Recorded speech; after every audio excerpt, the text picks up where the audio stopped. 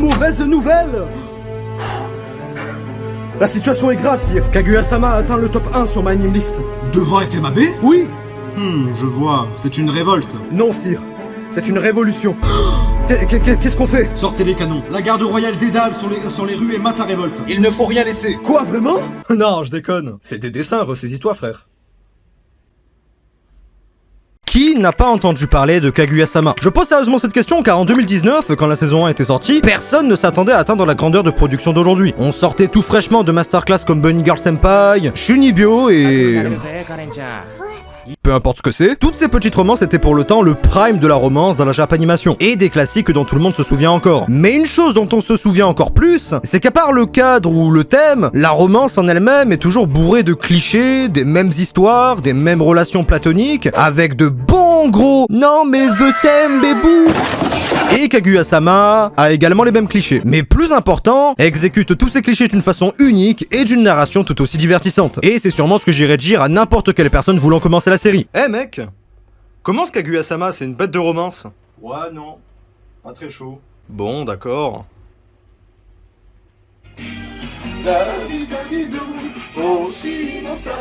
Osons dire les termes, je considère Kaguya-sama comme une romance assez divergente des autres, une sorte de JoJo's Bizarre Adventure des rom-coms, mais sans le côté gay du coup.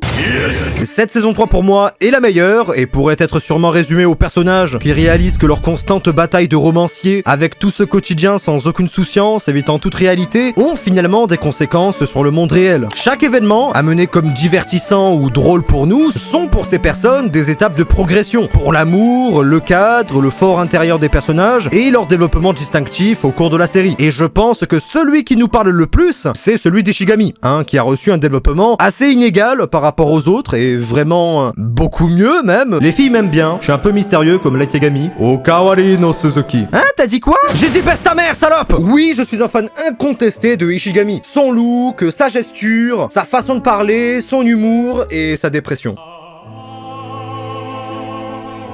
Mais alors, pour ceux qui se poseraient la question, qu'est-ce qui rend cette rom-com si spéciale? Eh bien, je dirais que c'est parce que l'animé est définitivement une œuvre qui arrive à nous faire apprécier tout cheminement de scénario et de relations seulement par le cadre qu'il a imposé, et les personnages qu'il nous a fait apprécier et habituer. Si vous réfléchissez, ça sera jamais aussi drôle que de mettre une musique d'idol super forte que pour une personne aussi renfermée que Ishigami. Ça ne sera jamais aussi drôle de faire passer quelqu'un de super sérieux comme un débile qui ne sait absolument rien faire, comme chez Logane. Et c'est la même partout, car on connaît et on s'habitue aux différents personnages et à leur comportement clé. D'ailleurs, je suis encore le type de personne qui écrit clé avec un F à la fin. Dans le bon sens, de façon affectueuse, évidemment. Qui irait regarder un animé qu'il aime pas?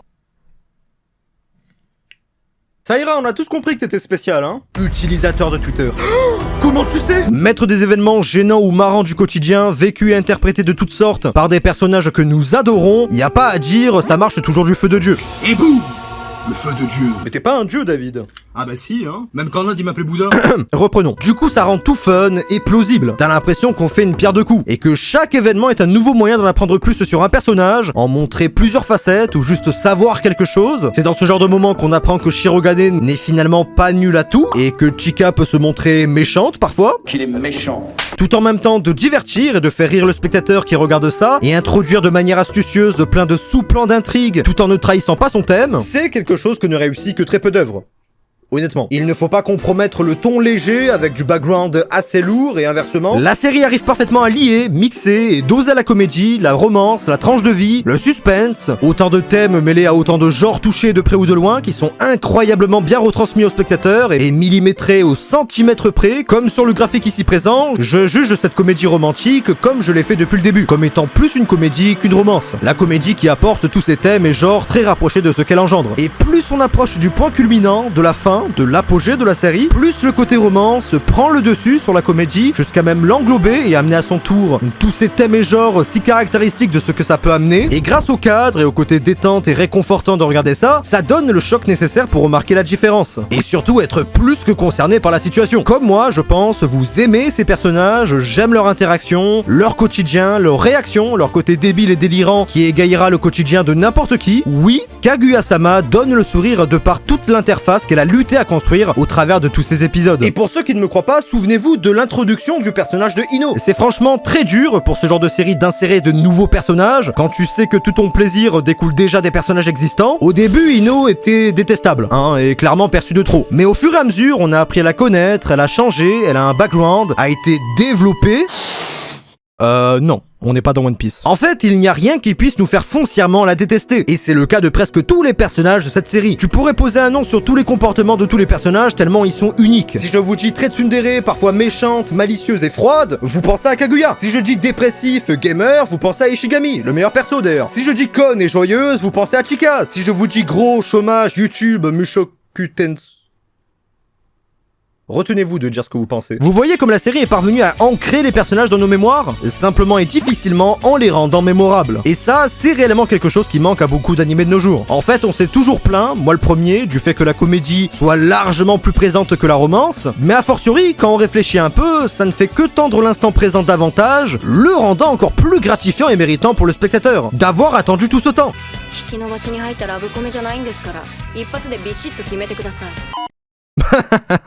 Bah si, mais la série ne s'arrête pas là. Ici, on a une véritable description de l'amour, là où plusieurs séries parleraient juste de sentiments indescriptibles. Ici, on parle de tout. Voir Kaguya énoncer et énumérer ainsi les qualités et défauts du président, en surface, de ce que tout le monde peut voir, à proximité, ce que seulement elle peut remarquer, des plus fins de ses regards fatigués à son hochement de tête, elle-même se dit non méritante de Shirogane, et Shirogane fait tout pour atteindre sa grandeur.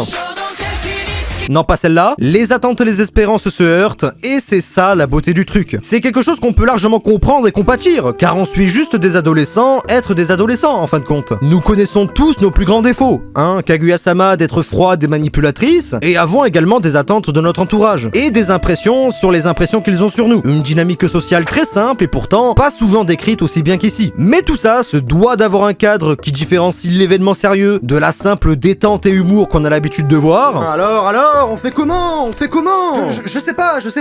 Ça fait 3 putains de saisons que la romance a pas avancé. Je sais. On pourrait... La partouze. Non, moi je prévoyais la fête, le festival. Ah ouais.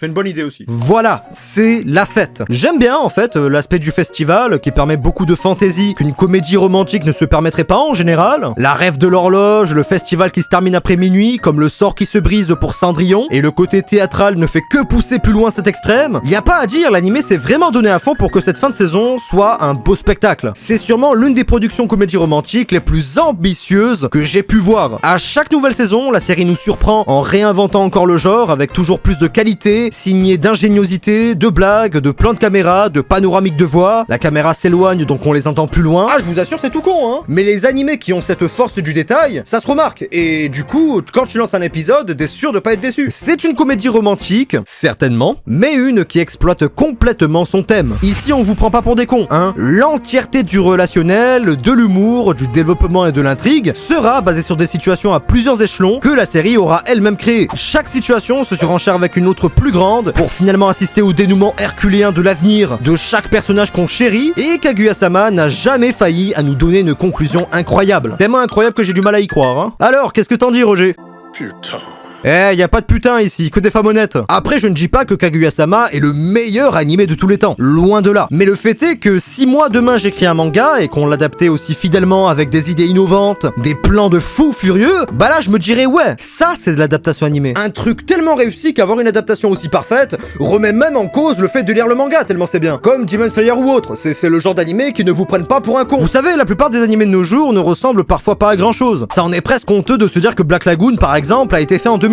Et pourtant, tu montres ça à quelqu'un qui connaît pas trop, il va croire que l'animé est sorti en 2016 ou 2017, voire récemment, si on avait pu faire du Full HD à ce moment-là. Donc quand je vous dis que le genre d'adaptation comme Demon Slayer ou dans le cas présent Kaguya-sama ne se foutent pas de votre gueule, c'est que vraiment on ne se fout pas de votre gueule. C'est le genre de production qui correspond aux attentes du consommateur d'aujourd'hui. Car souvenez-vous que nous sommes des consommateurs et fournir parfois des animés tout juste passables à l'apparence d'un animé de 2005, ça va plus du tout, hein, ça va plus. Et les gens osent plus rouspéter quand ils voient de la merde aujourd'hui, car on a très peu de standards de vraie qualité. Si on avait des Kaguya-sama tous les ans, croyez-moi que les animés du style la saison 4 de MHA, la saison 3 de Nanatsu no Taizai, et encore la saison 2 de The Promised Neverland, n'auraient jamais continué tellement ça aurait été boycott.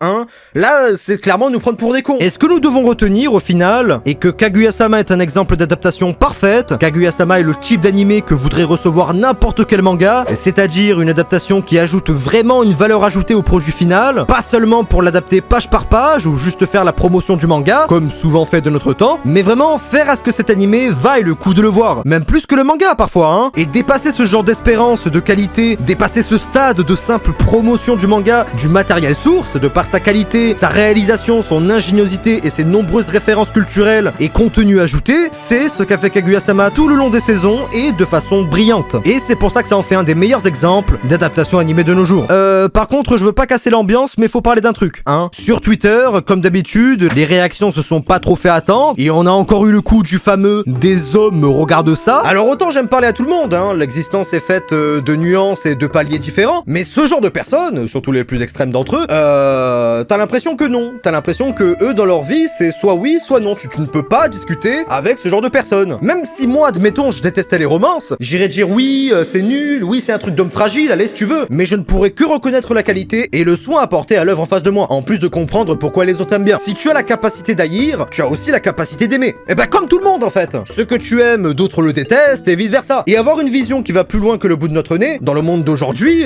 c'est essentiel. Je déteste, mais je comprends pourquoi les gens aiment, ou peuvent aimer. Est-ce que c'est si compliqué en vrai ? Non. Pour finir, j'irais dire que toutes les idées, aussi mineures qu'elles soient, seront développées avec brio et grandeur inattendue. Quand tu penses qu'on va encore se taper un épisode de session van sur le fait que les personnages savent pas rapper, eh bah non. On va au bout des choses, on pousse le délire jusqu'à même que ça en devienne réellement une composante de l'animé. Jusqu'à même faire un ending spécial pour l'occasion qui matche super bien. Cet animé vous laisse avec le même ressenti que vous avez eu en le regardant. Et quand t'arrives à prendre du recul pour voir tout le chemin parcouru, tu te dis Wow, c'est beau putain. Mais elle est où la bagarre là? Et enfin, voir finalement les intérêts et les objectifs de nos personnages préférés se jouer sur le moment, ça te fait sentir tout drôle. Sachant qu'on a probablement attendu 3 saisons entières, 3 saisons de fun, de quotidien passionnant et réconfortant. Pour arriver à ce final, je peux dire que je suis content. Le seul truc qui reste au final, c'est de se dire que c'est fini. Mais pas exactement non plus, hein, vous inquiétez pas, je vais vous expliquer.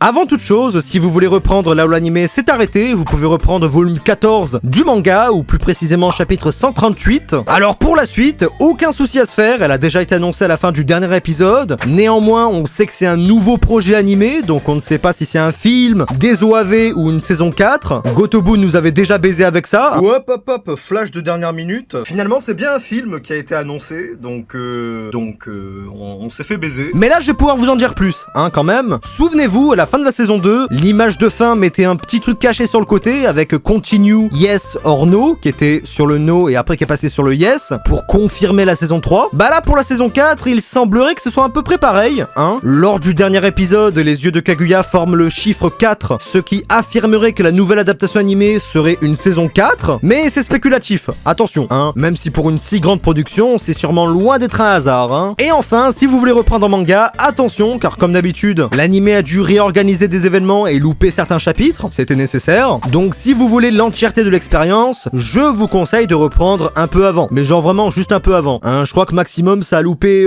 4 ou 5 chapitres, hein, vraiment. Et en dernier, la news est toute fraîche, normalement le manga devrait se terminer avec le 28e volume, très triste, hein, mais ça veut également dire qu'on a de la marge, et que l'anime peut encore s'offrir 2 ou 3 saisons, dépendant de comment ils adaptent le truc. Et je peux vous le dire, il y a des news qui donnent le smile, hein.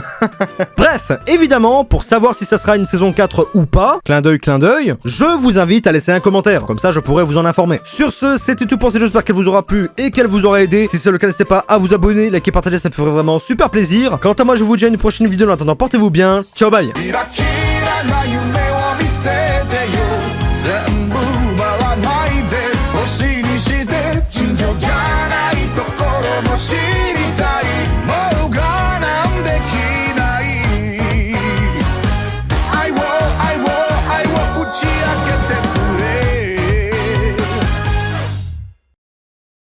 Attends voir une minute. C'est bien ce qui me semblait. Ça sent la masterclass. Smoke weed every day.